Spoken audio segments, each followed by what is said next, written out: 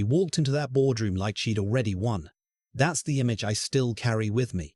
Naomi Ashford, 29 years old, fresh MBA from Wharton, standing at the head of the conference table with her laser pointer and her 40-slide deck, telling a room full of people twice her age how we were going to reimagine our Japan strategy.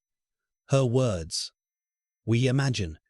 I'd been working the Tokyo relationship for 11 years by then. 11 years of red-eye flights, of sitting in rooms where nobody touched their tea until the senior partner touched his, of learning that in Japan, the meeting before the meeting is where everything actually gets decided. 11 years of building something that doesn't show up on any spreadsheet. But she had slides, so apparently that counted for more. My name doesn't matter much for this story. What matters is what I did, what I knew, and what happened the morning after they decided they didn't need me anymore. I'll tell you this much. I was 53 years old. I'd spent the better part of 2 decades in cross-border industrial partnerships, the kind that involve government ministries, not just procurement officers. And I had clearances and certifications that took 4 years and 2 background investigations to obtain, the kind of clearances you don't just hand to the next guy in line. Naomi's father was our CEO. That's the part that made everything else inevitable. I joined Hartwell Systems in my early 40s. The company made precision components, the kind that go into aerospace systems, medical imaging equipment, industrial automation. Not glamorous work, deeply technical. The margins were thin, but the contracts were long, and the partnerships we held with Japanese manufacturers were the backbone of everything. We had 2 anchor relationships, one with a conglomerate based in Osaka, another with a mid-sized firm in Nagoya that had been family-owned for 3 generations. Combined, those 2 relationships represented about 40% of our annual revenue. I hadn't built those relationships from scratch, but I'd kept them alive through 2 recessions, a supply chain crisis, a currency shock, and one very ugly product liability situation that I'm not going to get into here. The point is, those partners knew me, not the company, me. When Kenji Mori, the managing director in Nagoya, had a concern, he called my cell phone. Not our sales line, not our CL, my cell phone, because we'd had dinner together in that city 7 times, because I'd attended his son's university graduation ceremony, because when his father passed away, I flew to Japan on my own dime and sat through a 3-hour Buddhist service without understanding a word of it. And he never forgot that. That's not in any MBA curriculum. I've checked. Naomi arrived at Hartwell about 18 months before everything unraveled. Her father, our CEO, Lloyd Ashford, had brought her in as Chief Strategy Officer. She was sharp, I'll give her that. Genuinely smart, quick with numbers, good instincts for domestic market positioning. In a different role, she might have been excellent. But Lloyd gave her a mandate to modernize our international operations, which in practice meant she got handed my division like a gift. The first time we met in a working context, she spent 45 minutes explaining to me that our Japan communication protocols were relationship dependent in a way that doesn't scale. She wanted to move our partner correspondence to a centralized CRM platform, automate the quarterly check-in calls, and replace our annual in-person review meetings with video conferences. I asked her how many times she'd been to Japan. She said she'd done a semester abroad in Tokyo, in college. I nodded. I said, "That's great. It's a beautiful country." And I let it go because Lloyd was her father, and I wasn't an idiot. But I also knew what she didn't know, and I knew that not knowing it was going to cost somebody a great deal of money. The Shimoda deal is what brought everything to a head. Shimoda Industrial was a new opportunity, a Kyoto-based firm that manufactured components for next-generation battery systems, electric vehicle supply chain, which is where every serious industrial manufacturer was trying to get positioned. A partnership with Shimoda would have opened a market segment we didn't have access to, and the contract value over 5 years was estimated at somewhere between $1.2 and $1.8 billion, depending on volume thresholds. I had been cultivating the Shimoda relationship for almost 2 years before Naomi showed up. I'd met their founder, a 71-year-old engineer named Mr. Takahashi, at an industry conference in Chicago. We'd had 3 dinners. I'd visited their facility twice. I'd sent books. I'd learned enough about their internal culture to know that Mr. Takahashi's opinion was final, that his son-in-law handled day-to-day operations, but deferred to him completely. and that they valued permanence above almost everything else. They didn't want a vendor. They wanted a partner who would still be there in 20 years. Naomi decided we needed to accelerate the process. She brought in a consulting firm, one of the big ones, to develop what she called a data-driven partnership proposal. They used AI to generate a personalized business case, pulling publicly available information about Shimoda's financials, industry position, and stated strategic priorities to produce a document that was, objectively, impressive-looking. 60 pages. Charts. Benchmarks. Projected synergies mapped out to 3 decimal places. I read it when she shared it with the team. My stomach dropped somewhere around page 12, where the consultants had written a section on accelerating decision timelines that essentially told Shimoda they should move faster because the market window was closing. You don't tell a third-generation Japanese manufacturing family that they should hurry up. You don't do that. It's not just bad manners. It's a fundamental misread of how they evaluate trustworthiness. Speed signals desperation. Desperation signals instability. Instability is the one thing they cannot tolerate in a long-term partner. I flagged it in writing. I sent Naomi a detailed memo. Professional, specific, constructive. I offered to revise the relevant sections. I explained the cultural mechanics as clearly as I could without being condescending. I said we had time to adjust before anything went to Shimoda. She thanked me for my perspective and sent the proposal as written. 3 weeks later, Shimoda's son-in-law sent a polite, extremely brief reply saying they would continue to evaluate the proposal internally. In Japan, that means no, not maybe, not later. It means the door is closing. I knew what it meant. I don't think Naomi did. The next 6 weeks were the most professionally uncomfortable of my career. Naomi had decided the Shimoda response was a negotiating posture, that they were holding out for better terms. She wanted to send a follow-up with revised pricing. I told her that revised pricing wasn't the issue. She told me I was being culturally deterministic. I still don't know exactly what she meant by that. I thought about it for a while. I eventually decided it didn't mean anything. What happened next was that she scheduled a video call with Shimoda's son-in-law without clearing it through me or telling me about it until 12 hours before. She asked me to join and provide context if needed. I joined. She opened by showing him a slide deck on a video call with screen share and walked through the revised pricing structure. He was polite. He always was. But I watched his face during that call, and I knew. After the call, I requested a private meeting with Lloyd. I laid it out as clearly as I could. I told him the Shimoda relationship was in serious danger, that the approach being taken was creating the exact opposite of the impression we needed to make, and that I believed I could recover the situation if I was allowed to handle it directly, in person, in Kyoto, without a slide deck. Lloyd listened. He nodded in the right places. He thanked me for my candor. Then he told me that Naomi's approach had the full support of the executive team, that they were committed to digital-first engagement, and that he was confident the Shimoda partnership would come together.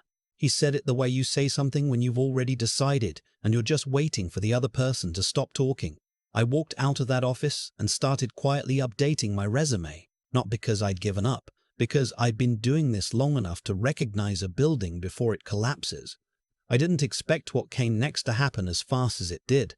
Naomi called me into her office on a Tuesday morning in early March. Our company's CFO was there, which told me everything before she said a word. She thanked me for my contributions. She said the company was restructuring the international partnerships function.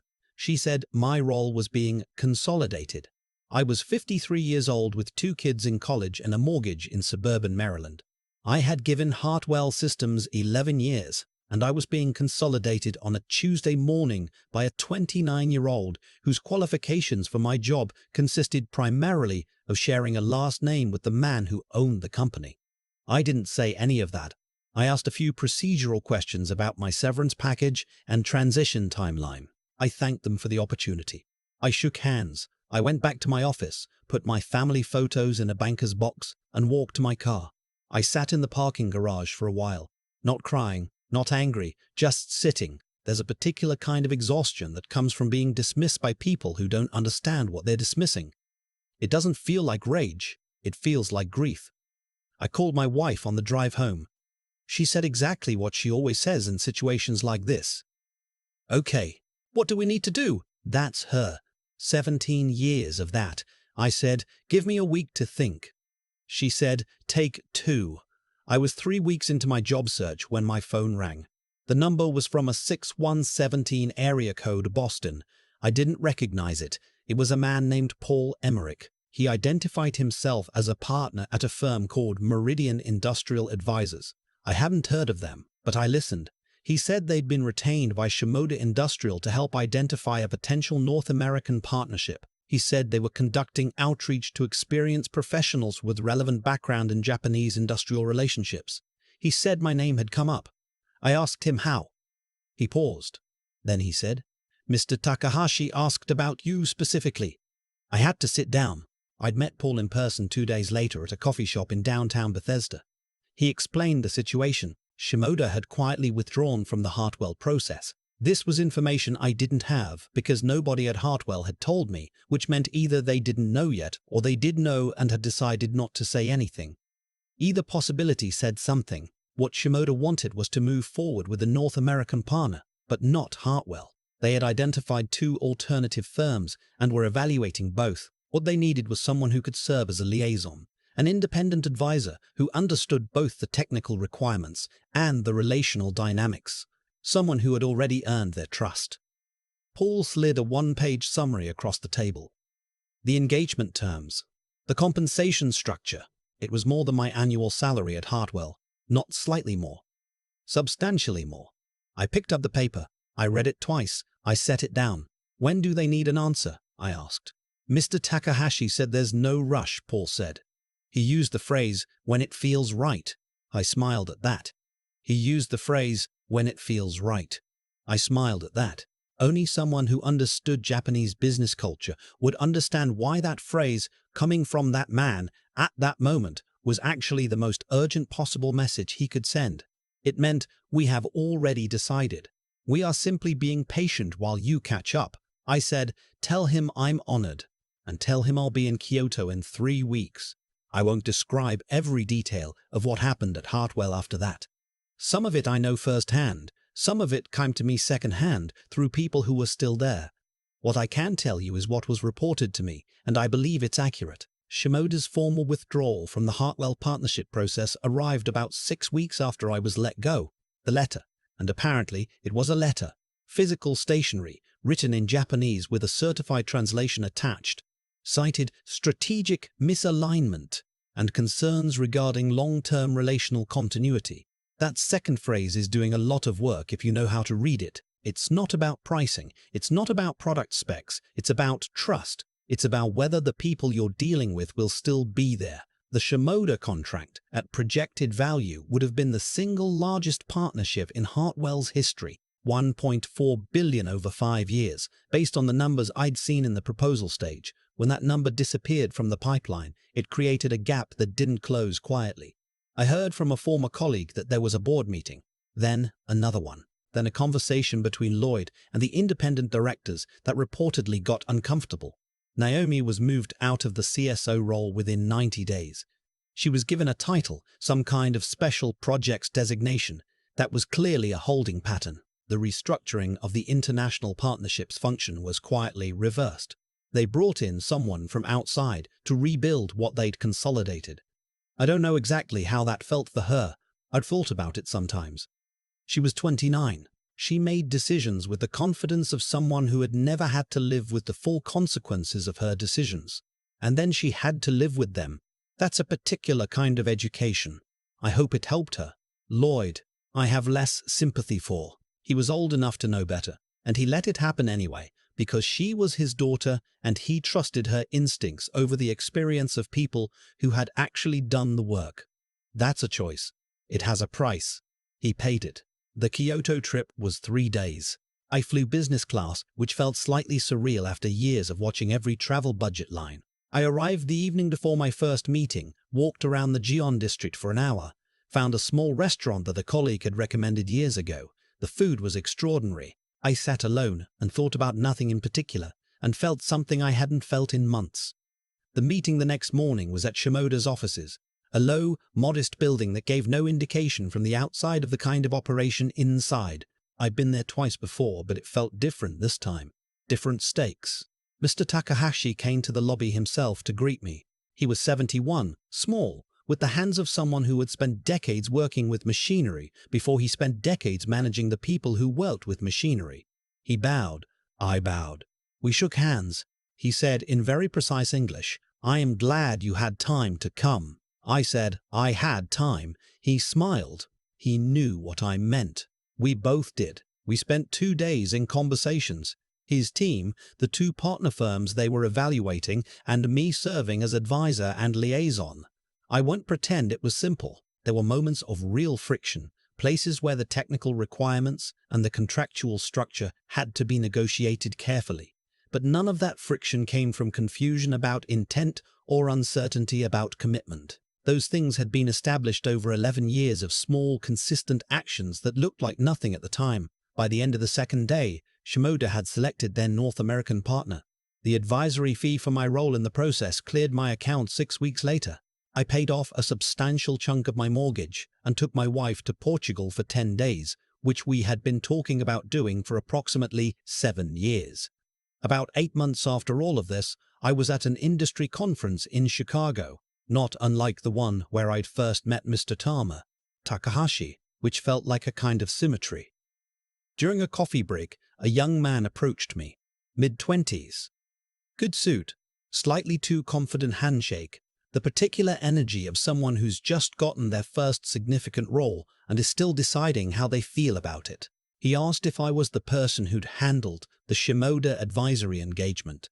Word travels in small industries. I told him yes. He asked me how I'd built a relationship strong enough to get called by name after being cut from the company. I told him the truth, slowly, consistently, by showing up when it wasn't required and being quiet when it wasn't my moment. By treating relationships as things you tend rather than things you extract value from. He nodded like he was writing it down in his head. Then he said, "But doesn't that take forever?" I looked at him for a moment. I said, "It takes exactly as long as it takes, and when you need it, you'll be glad you didn't try to accelerate it." He thought about that. I could see him thinking about it, turning it over. I got a coffee and walked back toward the main hall. I thought about Naomi, somewhere in Austin or wherever she'd landed.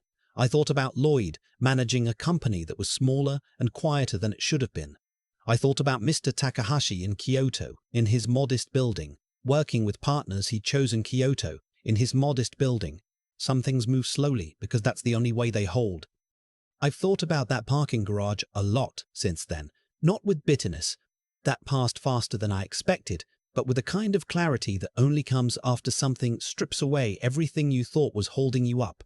Here's what I know now, that I couldn't have articulated the day Naomi and the CFO sat across from me with their prepared language about restructuring. The work I had done for 11 years was never going to show up on a slide deck.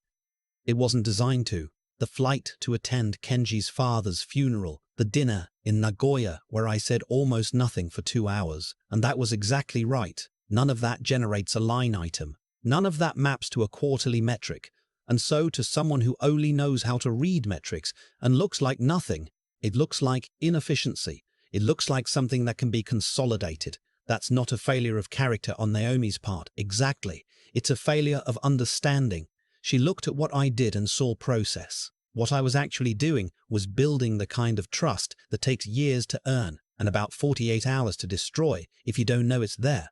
Lloyd's failure was different, and I hold it more seriously. He was old enough to know the difference between a relationship and a transaction. He had run that company through enough cycles to understand that some things don't scale, and that's not a bug. That's the architecture.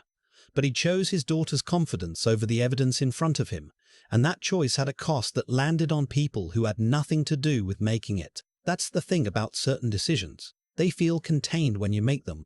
You think you're choosing between 2 internal strategies, 2 management philosophies. You don't realize you're also choosing how a 71-year-old man in Kyoto is going to feel about your company 6 weeks from now. Cause and effect in human relationships doesn't move in straight lines, and it doesn't announce itself. It just accumulates quietly until one day a letter arrives on physical stationery with a certified translation attached, and by then the accumulation is complete. What I want to say to anyone listening, especially if you're earlier in your career than I was when this happened, is that the slow work is not the optional work. The relationship you maintain when there's no immediate return, the reputation you build through consistency rather than performance, the trust you earn by showing up in ways that don't get recorded. That is not supplementary to your professional life. That is your professional life, and it will outlast every title you've held. I didn't plan for Mr. Takahashi to call my name when I was no longer associated with Hartwell Systems. I wasn't being strategic when I flew to that funeral. I went because it was the right thing to do, and because I understood what it meant to him, and because that's what you do for people you actually respect. The fact that it came back to me the way it did, that's not luck, and it's not karma in any mystical sense. It's just what happens when you treat people like people over a long enough period of time. Eventually, the record speaks for itself. Naomi is somewhere building something new. I genuinely hope she's learned what the classroom couldn't teach her. Lloyd is running a smaller, quieter company than the one he almost had. And I'm writing this from a good place, with a passport full of stamps and a mortgage that's almost paid off. Some things move slowly because that's the only way they hold.